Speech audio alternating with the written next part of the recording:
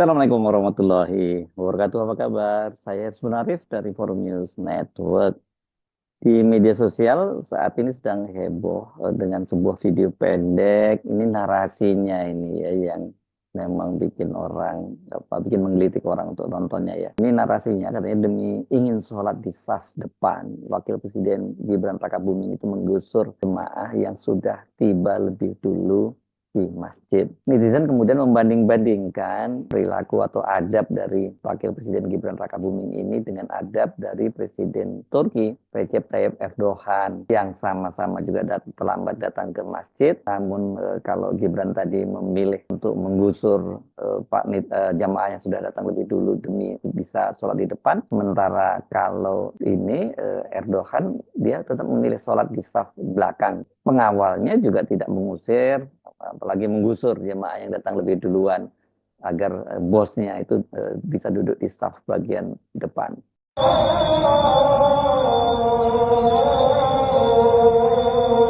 Geser, geser.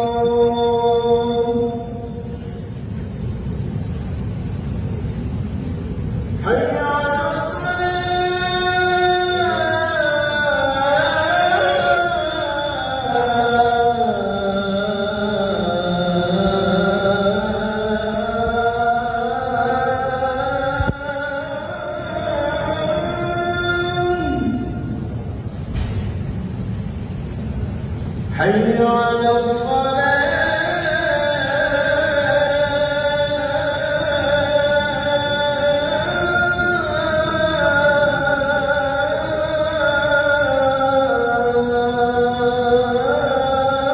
Kalau lihat video tadi, bukan Gibrannya sih yang mengusir, apalagi menggusur jamaah. Ini tapi para pria berseragam pakaian sipil, gimana nyebutnya? Ya memang ini seragam sipilnya dari para petugas pasukan pengamanan presiden yang melekat pada Gibran Rakabuming sebagai wapres. Tapi juga tadi terlihat Gibran juga hanya diam atau dia tidak protes dan mencegah para pengawalnya, karena pengawalnya kan begitu mempersilahkan dia langsung juga berdiri di saf nomor 2. Jadi saya mungkin menyebutnya ya dia tidak lebih halus lah gitu ya.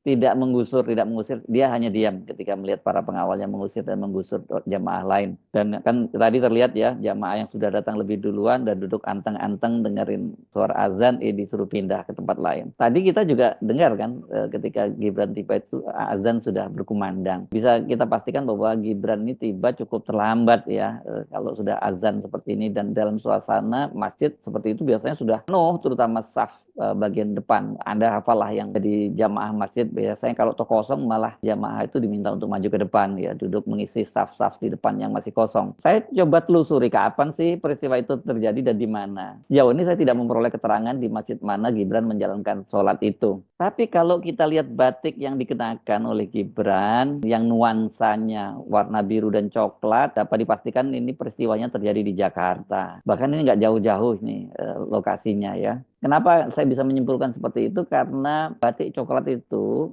coklat dan nuansa biru itu tadi yang dikenakan oleh Gibran itu sama dengan pada saat dia membuka konferensi besar Fatayat NU itu hari Jumat 13 Desember lalu. Dan pada waktu membuka konferensi besar dari Fatayat NU itu, pada waktu itu netizen juga dihebohkan oleh cara Gibran untuk menyampaikan sambutannya. Dia menggunakan kalimat para-para untuk menyapa para hadirin. Yang saya hormati tokoh-tokoh, para tokoh agama, para kiai, para ibu nyai yang hadir pada pagi hari ini. Selamat pagi semua ibu-ibu.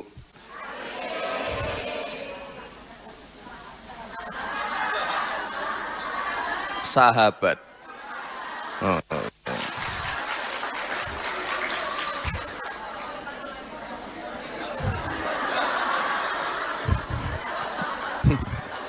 Ya udah. Selamat pagi para sahabat. Salam hangat dari Bapak Presiden kita, Bapak Prabowo Subianto. Terima kasih sekali dari awal sampai di titik ini sudah membersamai saya dan Pak Presiden. Ini terima kasih sekali untuk ibu-ibu, sahabat-sahabat, Fatayat NU. Terakhir kita ketemu pada saat hanya kemarin. Ini yang paling jauh dari mana, Bu? Fatayat NU Papua. Hadir? Oh, jauh sekali. Wah, luar biasa. Oh, Papua juga, Ibu.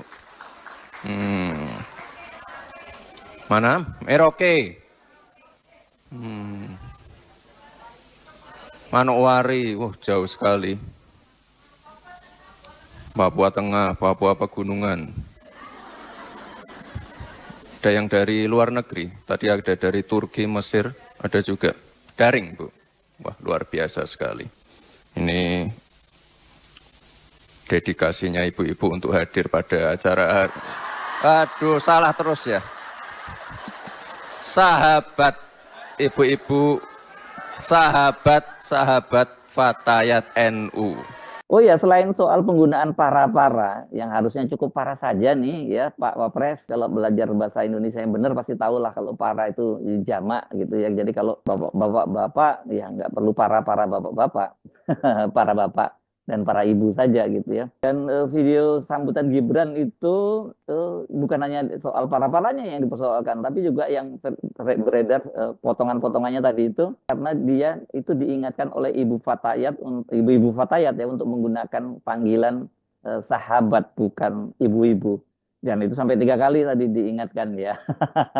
Memang ada aja netizen yang sangat kritis dan hal-hal yang detail sekali diperhatikan. Wartawan justru kalahnya di situ ya kalau sama netizen tuh hal-hal yang mungkin buat wartawan dianggap remeh-temeh ini buat para netizen jadi penting dan viral gitu. Jadi kalau lihat batik yang dikenakan serta suasana di dalam masjidnya itu ya ini dipastikan saat ibadah sholat Jumat, berarti itu tanggal 13 Desember yang lalu. Dan ini saya menduga kemungkinan ini di masjid yang ada di kawasan Menteng atau bahkan bisa jadi ini masjid di komplek Istana Wakil Presiden. Kenapa? Karena Kongres Besar Fatayat NU itu dilaksanakan di Hotel Arya Duta. Ini di kawasan Bundaran Patung Tani di kawasan Menteng yang jaraknya saya kira mungkin kurang lebih itu 1 kilo ya dari Istana Wakil Presiden. Kalau lewat pintu belakang Istana Wapres yang itu berada di Jalan Kebun Sirih, tinggal lurus saja ke arah timur, sudah sampai itu hotelnya. Dan kalau kita perhatikan tadi videonya Gibran duduknya di saf atau baris nomor 2, bukan paling depan. Nah, bagaimana dengan adab Presiden Erdogan dari Turki yang juga sama-sama terlambat datang? Benarkah seperti narasi yang beredar dia tidak mau mengusir jemaah yang duduk di depan dan lebih memilih tahu diri dengan tetap duduk di saf belakang? Saya telusuri ini di media sosial maupun di media online. Itu banyak kok foto-foto yang beredar dan disebutkan peristiwanya itu terjadi tanggal 18 Oktober 2019. Tidak disebutkan di masjid mana Erdogan sholat. Hanya saja dari foto ini terlihat kan Erdogan sedang sholat dengan pakaian resmi jasin ya. Mungkin dia juga habis dari rapat kabinet atau apa begitu ya. Suasana jemaah di sekitarnya itu sangat padat dan mereka sebagian besar dalam kondisi duduk. Ini terlihat ya. Ada jemaah yang mencoba merekam dengan menggunakan HP tampaknya ini atau sedang mendiskusikannya. Jadi narasi yang menyebut Erdogan sedang menunaikan sholat sunnah ini tampaknya benar ya karena yang lain duduk dia tetap sholat, berarti ini sholat apa ya? Sholat tahiyatan masjid ya, ketika baru tiba di masjid gitu. Nah, bagaimana sih sesungguhnya adab di masjid itu dan situasi semacam itu? Ya kalau dalam Islam siapa yang datang duluan dia duduk di saf paling depan ya. Jadi first come ya first line ya atau soft duduk paling depan gitu. Hanya saja tampaknya kalau di Indonesia ini sudah jadi kelaziman. Saya tidak tahu di praktiknya di negara-negara lain, mungkin di negara-negara Arab saya kira hampir sama juga ya. Di masjid-masjid di Indonesia yang akan digunakan sholat oleh para pejabat, apalagi kalau sekelas presiden itu atau wakil presiden juga biasanya tim advance itu kalau nggak protokol itu atau pas pampres itu sudah order tempat duluan ke imamnya atau pengurus masjid untuk mengosongkan saf bagian depan. Yang diambil posisi biasanya ini saf depan tepat di belakang imam. Ini memang prime location gitu ya. Ini kapling masuk paling surganya paling cepat gitu ya. Jadi makanya kalau di Islam yang dapat kapling itu nggak hanya pejabat, orang biasa pun bisa. Yang penting kamu datang lebih dulu ke masjid gitu. Jadi kalau dengan cara seperti itu udah ada tim advance, nggak perlu tuh gusur-gusur, nggak perlu sampai ngusir jemaah yang sudah datang lebih duluan dan duduk di depan. Masa ini kapling ke Tuhan digusur oleh pejabat gitu. Nah, kalau di Indonesia para jemaah biasanya tahu diri ya. Kalau sudah ada kapling itu biasa ditaruh sajadah-sajadah yang bagus gitu di posisi itu dan ada yang jaga, itu mereka pasti tahu diri dan mencari posisi lain yang masih kosong. Ini biasanya mereka syukur kalau bisa dekat-dekat si pejabat gitu ya. Kalau pejabat yang sangat dihormati begitu ya. Kalau pejabat yang nggak dihormati, nggak disukai, pasti malah makin menjauh itu jamaah ya. Takut ketularan. Namun untuk presiden, wakil presiden maupun pejabat tinggi, biasanya memang ini bukan semata-mata karena ingin dapat merebut pahala paling besar, tidak semata-mata itu.